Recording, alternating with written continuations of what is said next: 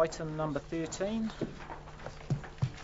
is the Council Project Performance Report. And we've got Helen again. Would you like to speak to the item, Helen? Thank you. The point of this paper is that we'd like you to adopt a set of projects from the annual plan. So the annual plan that you dealt with in April through June this year obviously has a whole bunch of projects in it, and we will report monthly to you on those projects. And obviously some big projects you get additional workshops on. You can think about things like AC baths or whatever. But what we would like to do is agree what the projects are that we will incorporate into our monthly reporting that will come to you with your financial reports as well. We've come up with some criteria to work out what our first kind of cut at these would be, and it's things like, well, are we spending a lot of money on it? Are people really interested in this? Is it something that's generated a lot of interest, or is it going to have some strong community benefits? Is there a really important law that we have to make sure we follow, like the Local Government Act for the LTP? And in addition, are there any other projects there that are there because of governance or management requirements? So I've got a list there on page 13 of the projects that we propose to put into that report so that you get a monthly update about how is it tracking against its milestones, how's it tracking against budget, and we have a bit of a narrative in that report just explaining to you what's been achieved so far, or how we plan, if, though it's rare, we ever slip behind with something, how we plan to kind of mitigate the effects of that.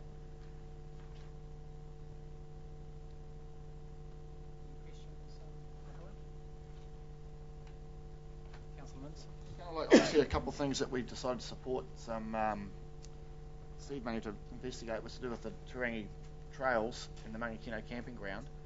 So they were sort of, are they just grouped into something here, or is that something we're going to get some feedback on? We can add them. Yeah, just sort of. We can basically add anything you want. That's why this item comes to you, is what things that you've decided to fund or are required to fund, water treatment, whatever, would you like monthly reporting on?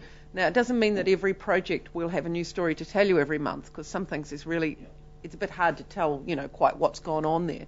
But we'll identify major milestones for those projects, and then we'll report to you against those milestones. For example, obviously both projects could involve further spending. You know what I mean? So we'd be prepared to say, where those projects are going at the moment, so we know that we're doing a long-term plan, whether there's going to be more funding required or just that's where we've got to. You know what I mean? I think the Mangakino one, though, that was the final amount, wasn't it, to reach Mangakino, because that was 80,000 we gave this year, wasn't it? You're talking about the trail, the river trail. Through the annual plan. Mangakino was to do with the proposal of a camping ground in the district and things like that. There was some economic development funding. Yeah, just. Sorry, would you like to speak to it? Yes, I would. Thank you. The things that you're talking about are actually things that we've done through our grants policy. And what I'd be suggesting, or what we're proposing, is that you actually do need to do a kind of an audit of all the grants that have been put out. And what we're proposing is that we will be bringing back a report to Council, which will be around the giving out of those grants and basically what happened. So I think that's a good way of perhaps capturing some of the things that you're looking for here. That would cover it off for me, so I can know where we stand. Any other questions for Helen? So you're all happy with those 10 bullet points, or 13, is it? 10. 12. Are you all happy with those? If there's a report on those? Must be. Everyone's nodding their head and there's nothing else. So the suggested resolution is that the Council adopts a proposal list of projects for the project performance report. Another mover and a seconder, please. I'll move it. Thank you. Councillor Minster will second it. All those in favour? Aye. We're in Jedit locked today, aren't we?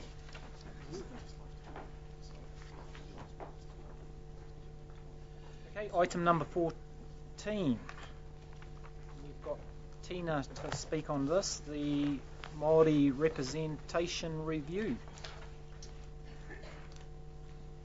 Mr. Chairman, really take the item as read. I'm happy to answer any questions, and there's a number of options there that you can consider in terms of a way forward. Right, has anyone got any questions for Tina? It's another thing that we have to do statutorily, don't we?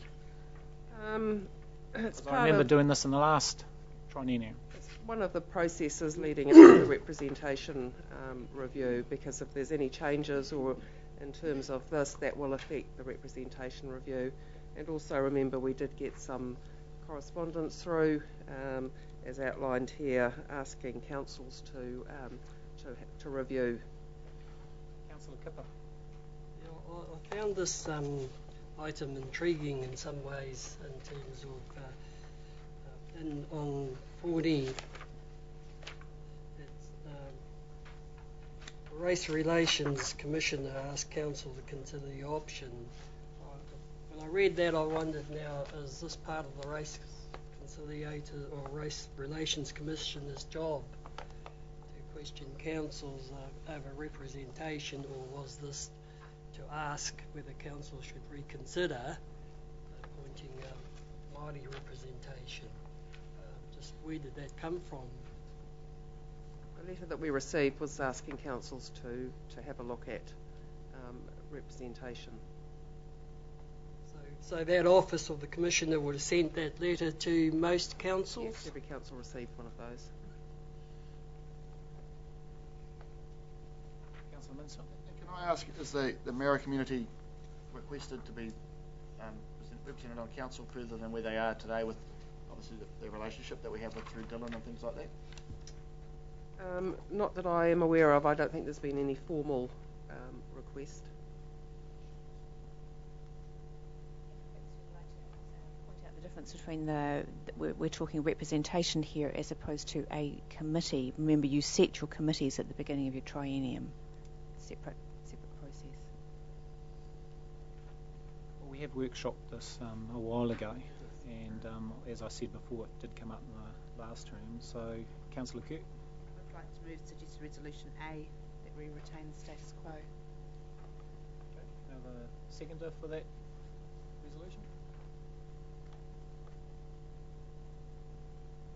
Councillor Williams? Yep. Okay. All those in favour? Aye. Those against? Carried. Yes, Yeah. Councillor Kipper, you're in two quorums I'll there. accept that, but what I just wanted to raise was, obviously the question in my mind was, do we actually need to go out and ask the Māori community if they want to be represented or not? As in, one of the holds a poll on Māori representation as one of the suggested options. I think they are being representative. They're representative by 3 here at the moment. So I was just going to say further to that, I was asked a question by way of email, and that was initiated from the Race Relations Commissioner, and it was a query whether Taupo had Māori representation. My response was that I am a district councillor, I am Māori, I got here on the open vote, and my tribe is the community. that's probably the best answer you can give, because we've all got the chance to stand, and we've all got the chance for our community to vote for us. So. And if you remember right, the last time, that's 2007, that we discussed this at council level, there were 3 Māori